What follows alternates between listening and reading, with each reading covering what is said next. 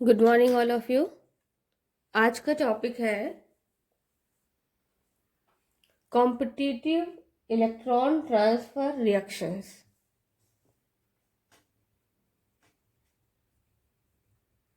Competitive electron transfer reactions. Actually competitive electron transfer का मतलब है transfer of electrons. Competitive term इसलिए use किया गया है कि एक सब्सटेंस के कंपैरिजन में दूसरा सब्सटेंस इलेक्ट्रॉन दे सकता है या ले सकता है, दोनों में कंपटीशन होगा। जो ज्यादा रिएक्टिव होगा वो इलेक्ट्रॉन को डोनेट करेगा और जो लेस रिएक्टिव होगा वो इलेक्ट्रॉन को रिसीव करेगा।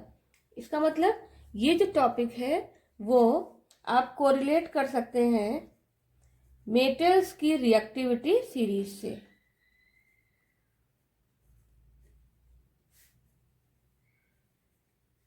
मेटल्स की जो रिएक्टिविटी सीरीज है उसके अकॉर्डिंग हम एक एग्जांपल लेते हैं। एक जनरल रिएक्शन आपने स्टडी की है, zinc reacts with copper sulphate solution, aqua solution of copper sulphate to form zinc sulphate and copper metal. In this reaction, zinc is more reactive and copper, it is less reactive metal.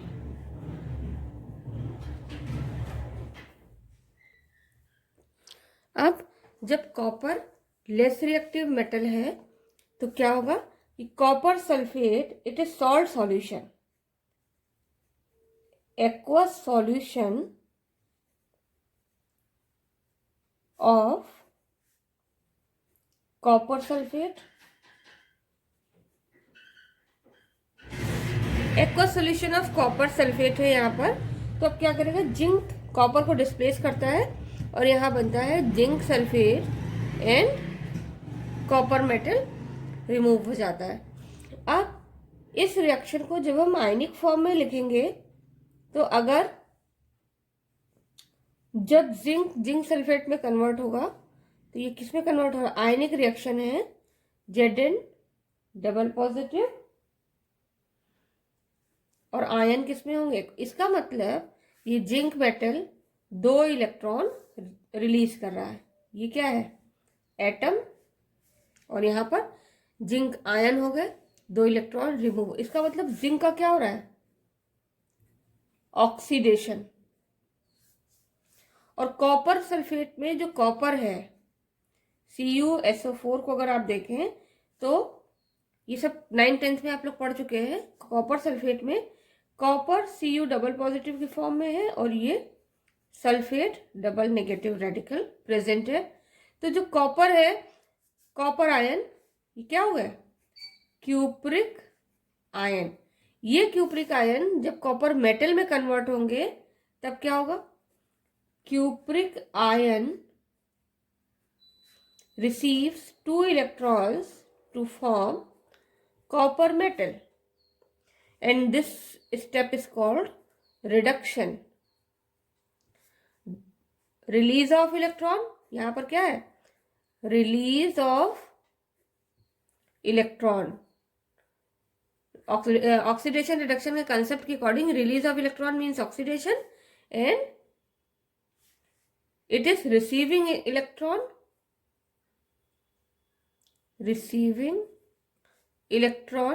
so it is reduction process, oxidation और reduction।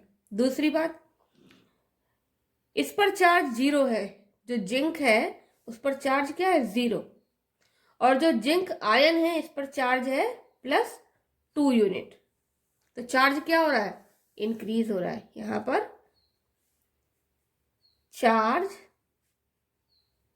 Increase हो रहा है, increasing, so it is oxidation. जबकि copper में पहले charge double positive है और बाद में चार्ज कॉपर मेटल पे 0 हो रहा है, means decrease in charge, so it is reduction. तो हमें यहाँ पर रिडक्शन और ऑक्सीडेशन की एक और डेफिनेशन मिल गई, वो क्या हो गई? Increase in charge means oxidation for any species. Any species का मतलब एटम हो सकते हैं और आयन भी हो सकते हैं। इसी तरह से decrease in charge, reduction for any species.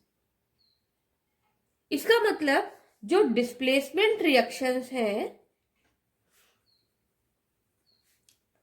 these displacement reactions are also redox reactions।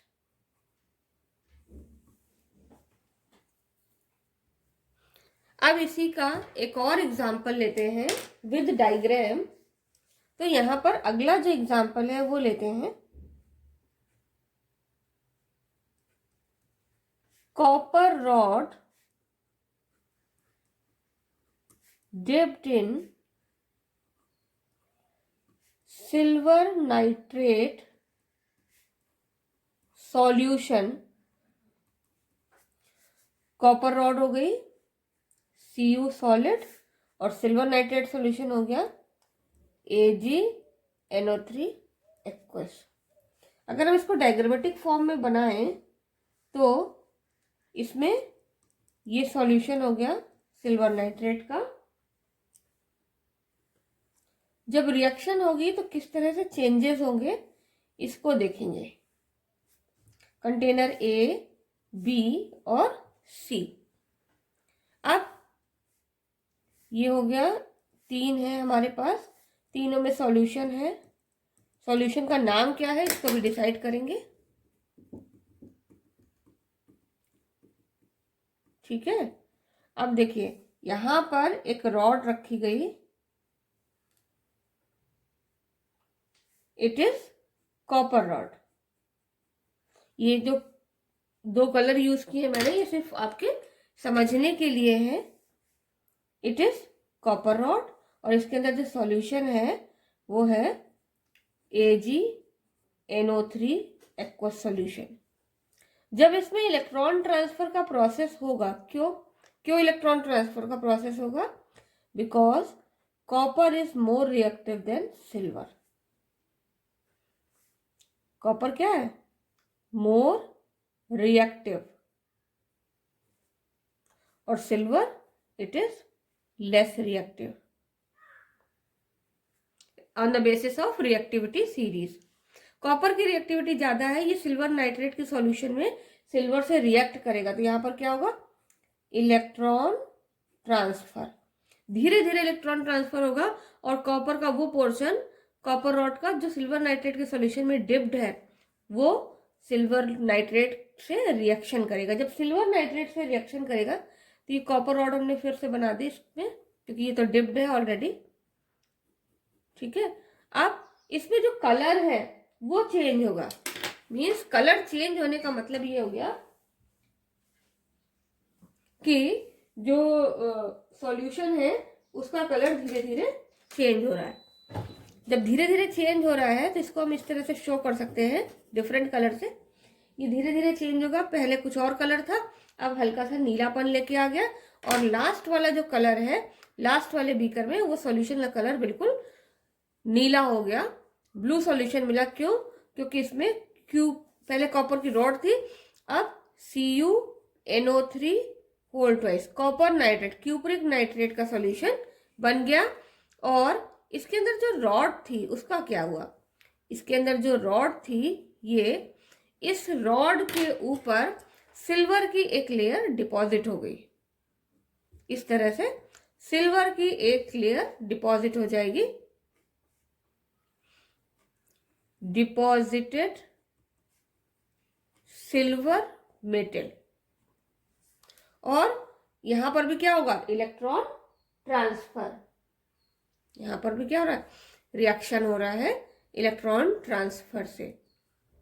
अब इसी को केमिकल रिएक्शन के फॉर्म में जब लिखेंगे तो Cu solid plus AgNO3 silver nitrate aqueous gives CuNO3 whole twice plus Ag solid, और ये हो गया एक्वस सिल्वर कॉपर नाइट्रेट।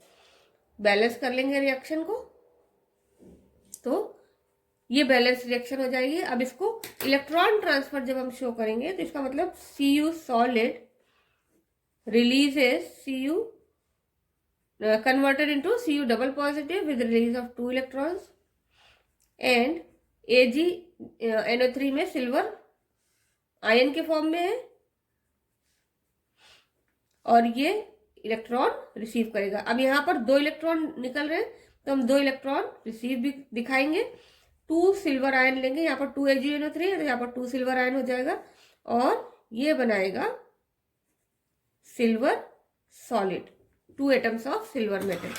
तो पहले स्टेप में जहां पर कॉपर आयन बन रहे हैं it is oxidation and another one is reduction. इसका मतलब इस डिस्प्लेसमेंट रिएक्शन में कॉपर से कॉपर नाइट्रेट का बनना ऑक्सीडेशन है और सिल्वर नाइट्रेट से सिल्वर में कन्वर्जन इट इज रिडक्शन। इसका मतलब ये रिएक्शन भी क्या है, रिडॉक्स रिएक्शन है as well as displacement reaction.